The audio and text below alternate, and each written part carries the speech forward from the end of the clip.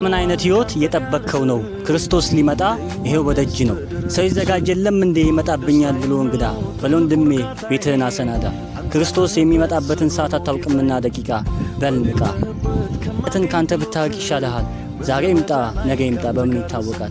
ነገ ይደርሳል እያልክ እንዳትሸወድ፣ ትርፉ ነውና በኋላ በሰዓት መንደድ። ክርስቶስ የሚመጣበትን ሰዓት አታውቅምና ደቂቃ በል ንቃ። በስምህ ትንቢትን ተናገረን አሉት፣ በስምህ አጋንንትን አወጣን አሉት። ጌታ ግን አላቋችሁ የክርስትና ስም እንጂ ሕይወት የላችሁ።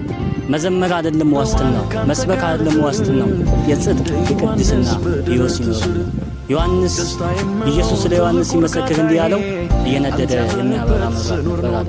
ሻማ እየቀለጠ ብርሃን ይሆናል። በእኔ ማንነት ውስጥ እኔ ሳልሆን ኢየሱስ ይታያል።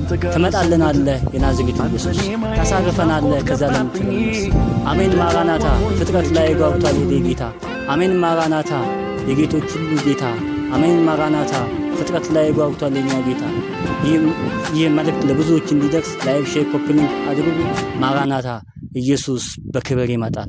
ማራናታ፣ የወጉት ያዩታል። ማራናታ፣ ኢየሱስ በክብር ይመጣል።